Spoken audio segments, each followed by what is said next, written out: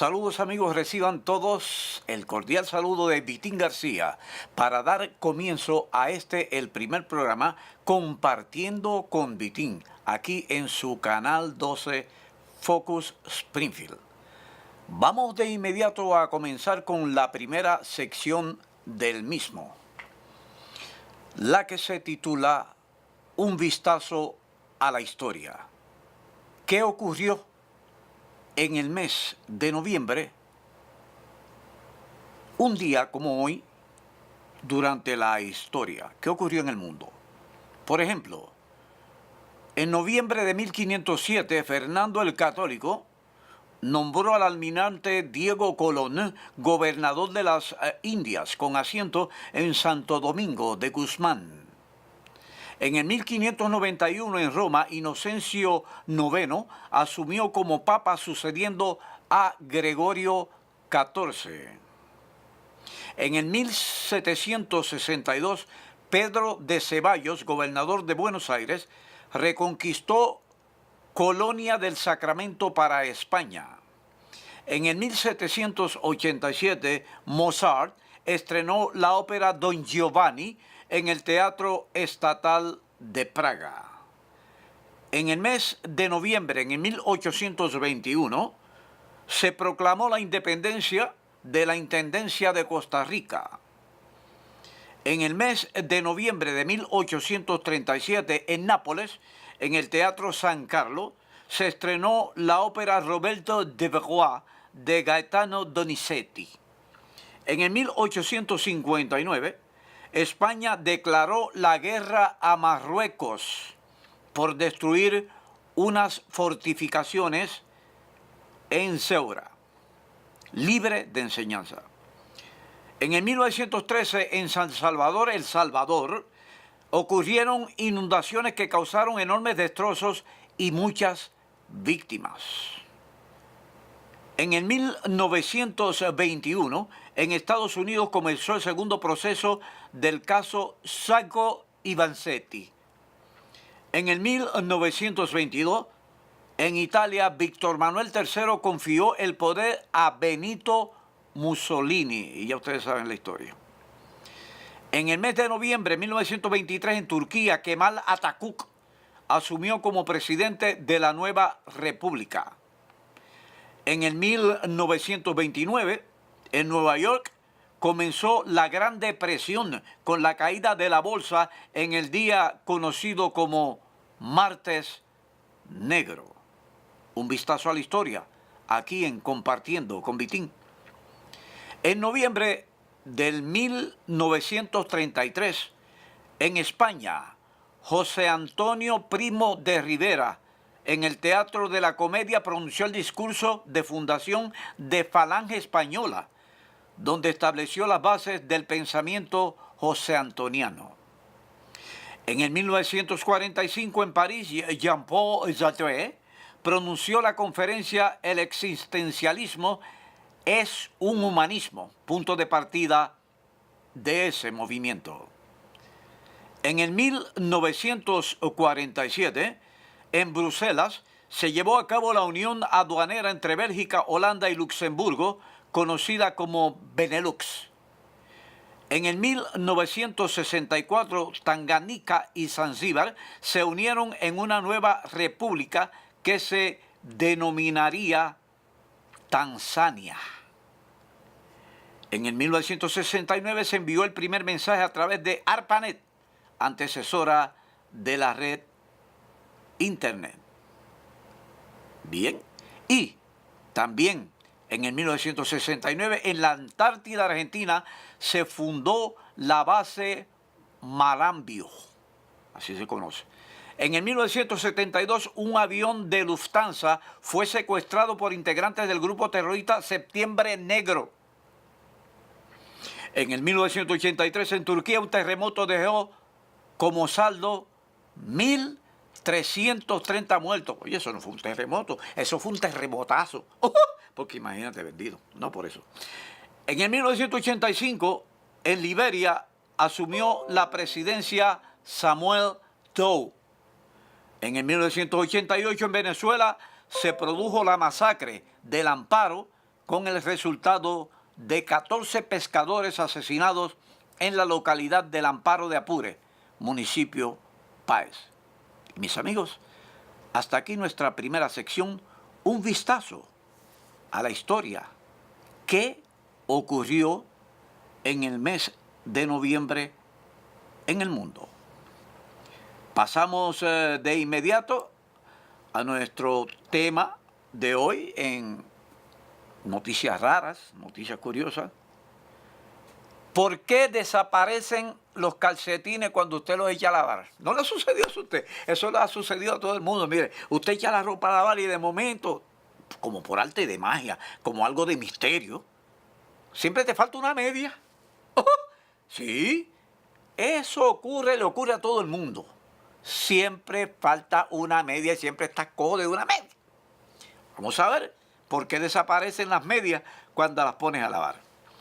La verdad que ya no se puede vivir más con esta intriga, porque es una verdadera intriga. Y hoy, de una vez por todas, daremos a conocer la verdad sobre uno de los más grandes misterios de la humanidad.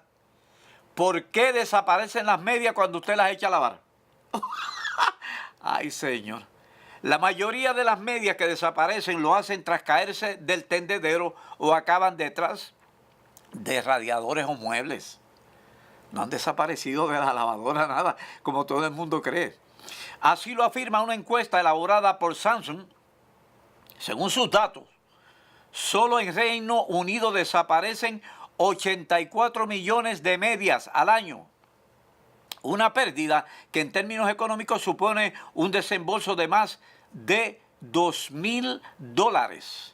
La mayoría de las prendas se pierden tras caerse del tendedero o acaban detrás de radiadores o muebles, como dijimos anteriormente. Y usted se va a estar buscando en la lavadora. Pues si yo hice aquí la condena media esta. No, se te perdió allá, no en la lavadora. A su vez, la comunidad científica se ha pronunciado y ha desarrollado una fórmula que nos ayuda a saber cuál es nuestra predisposición a perderlas. La fórmula se conoce como índice de pérdidas de medias y fue creado por el psicólogo Dr. Simon Moore. Bueno,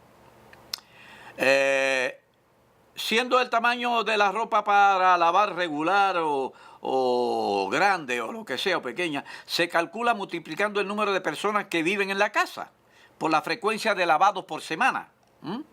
La complejidad del lavado se calcula añadiendo cuántos tipos de lavado en general realizan los miembros de la casa en una semana y multiplicándolo por el número de calcetines lavados en una semana. ¿Usted entendió? Pues me explican después, que yo no entendí ni papa. Pero por lo menos se lo estoy llevando a ustedes.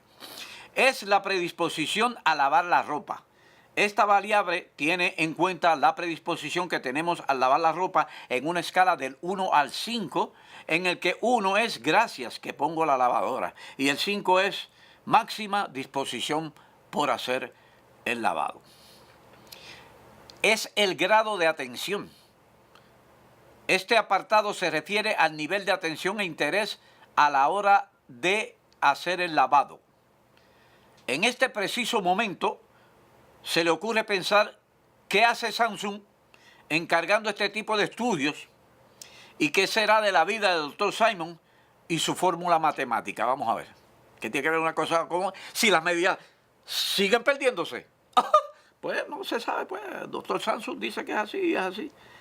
Eso es lo que hay dentro de lo que hay sobre el misterio de por qué se desaparecen las medias en la lavadora y realmente no es en la lavadora como explicamos anteriormente. Y sí, puede caerse del tendedero, caerse en el piso, el perro viene y se pone a jugar con ella y la mete debajo de la nevera y usted no sabe lo que ha sucedido y no se explica qué ha pasado. En otra de las noticias curiosas que tenemos aquí, un youtuber británico, esto era fiebre a estar metido todo el día sin hacer nada en YouTube, cimentó su cabeza dentro de un horno de microondas. ¿Qué pasó? ¿Qué pasó? Un truco extraño que casi lo asfixió y llevó a los bomberos más de una hora para rescatarlo. Ah, cara. ¿Y cómo fue eso? Joe Schwingler, de 22 años, bueno, ocurrencia de juventud, que vive en Wolverhampton, metió la cabeza en una bolsa de plástico y luego dentro del microondas, antes que los amigos vertieran 7 bolsas de polifilia, cemento en el interior. Estos muchachitos no tendrían otra cosa que hacer. Ay, bien. El grupo tenía la intención de usar el microondas como molde, pero el hombre quedó atrapado y cuando llegaron los servicios de emergencia ya habían transcurrido 90 minutos tratando de rescatarlo. Ay, mi madre. Los amigos habían logrado introducir un tubo de aire en la cabeza del hombre para ayudarlo a respirar, o sea, al lado. ¿Entiendes? Porque imagínate, para que respirara. Ay, señor. Estaba entrando en pánico y les decía a los amigos que estaba a punto de morir. Bueno, bueno, para que te metas a hacer esos disparates, mijo. Eso lo declaró a la prensa el Schwingler. El comandante Sean Docking, oficial a cargo de la cuadrilla de servicio de bomberos de West Midlands, que respondió, dijo, por más gracioso que parezca, este joven podía haberse asfixiado o haber resultado gravemente herido. Estas ocurrencias de juventud no están en nada. Francamente no están en nada. No están en nada. Justo Betancourt. Añadió también, desarmar el microondas fue complicado porque gran parte de él estaba soldado con el cemento que ya explico esto. Llamamos a nuestros colegas técnicos de rescate para pedirle permiso y finalmente logramos liberarlo. Pasó un buen susto este muchachito por estar con su changuería. Se sintió muy aliviado cuando retiramos gran parte de la policilla con un destornillador, lo que le permitió respirar más fácilmente, pero tuvimos que ser extremadamente cuidadosos con el destornillador trabajando muy cerca de su cabeza. No le fuera a destornillar una oreja y se le cayera. Así que nos tomó casi una hora liberarlo. Todo el grupo involucrado se disculpó mucho. Lo sentimos. Pero esto fue claramente un llamado que se podría haber evitado y permitimos ayudar a alguien más en una necesidad genuina y accidental. Sí, a eso yo le añado, genuina y accidental, por estos muchachitos. Estar con sus ocurrencias sin tener otra cosa que hacer, de ponerse a buscar hacer algo que sea más productivo y no esa cosa. Hasta aquí nuestra sección de noticias curiosas en Compartiendo con Vitín. Y pasamos de inmediato, porque esto uno quita y otro puesto, a nuestra sección resumen histórico de los países. Hablemos hoy de Cuba. Resumen histórico de Cuba. La prehistoria de la isla de Cuba comprende desde alrededor del año 8 a.C., con la llegada de los primeros aborígenes, hasta la llegada de Cristóbal Colón en el 1492. Dice que la historia continúa investigando y la historia escrita de la isla comienza con la penetración española que creó la Capitanía General de Cuba. Cuba se independizó de España después de la derrota de esta última en la guerra hispano-estadounidense.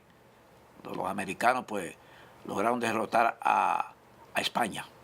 Como resultado, la isla pasó a ser controlada por Estados Unidos, que tras una intervención militar le da la forma de una república, aunque en los hechos haya seguido dependiendo de aquel país hasta la Revolución Cubana. Breve historia de Cuba. El registro arqueológico sugiere que Cuba se pobló mediante diversas migraciones procedentes de tanto de Norteamérica como de Sudamérica. Arqueológicamente se han testimoniado las siguientes migraciones. Primera migración, 6.000 en el 6.000 a.C., desde el Golfo de México y Norteamérica. Segunda migración, 2.500 años antes de Cristo, desde Mesoamérica y Sudamérica. Tercera migración, 500 años antes de Cristo, desde la Florida y el Valle de Mississippi.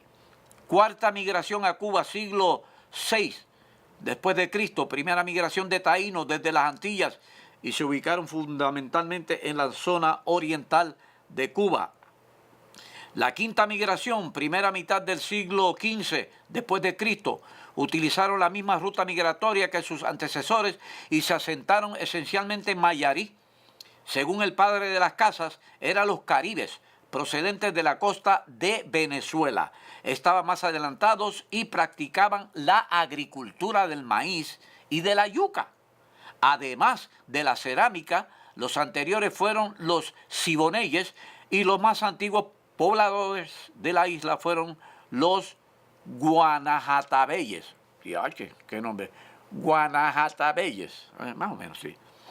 Se discute aún si el Siboney fue anterior el Guanahatabey o si éste lo precedió en su llegada a Cuba. Los restos del Guanahatabey fueron descubiertos por el ingeniero José A. Cosculluela en el montículo de Guayabo Blanco en la ciénaga de Zapata a fines del año 1913. Pertenecía al período o cultura de la Concha. Su artefacto característico era la gubia, su cráneo sin deformar grande con 1382 de capacidad. Dice por aquí que el hombre de Cosculluela, que nada tiene que ver con el Cosculluela que está por ahí, vivió en toda la isla, pero en el momento del descubrimiento había mermado notablemente y se había refugiado en la parte occidental de Cuba. Ha sido, mis amigos, nuestra sección, un breve resumen de la historia de los países. Aquí en Compartiendo con Vitín, por su canal 12, su preferido. Vamos ahora a nuestra sección. ¿Lo sabía usted? Me alejé un poco para allá, pero ya regresé de nuevo. Sí. ¿Sabía usted que el 16% de las mujeres nacen rubias naturales y el 33% de las mujeres son rubias? ¿Sabes qué cosa? Digo, ahí no estamos contando las rubias estas oxigenadas de farmacia. Esas son otras, ¿entiendes? Esas son de mentiritas. ¿Sabía usted que el sol libera más energía en un segundo que toda la energía consumida por la humanidad desde su inicio? Oye, el sol es bastante calientito, ¿sabes? Cuando pretendan ir al sol van a tener que ir de noche para que el sol no los queme, ¿sabes? Bien, ¿sabía usted que Napoleón Bonaparte calculó que las piedras utilizadas en la construcción de las pirámides de Egipto serían lo suficiente para construir un enorme muro alrededor de Francia? ¿Lo sabía usted?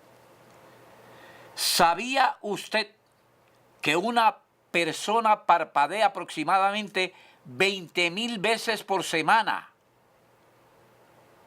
¿Lo sabía usted? ¿Sabía usted que el tabaco es la mayor fuente de investigaciones y estadísticas?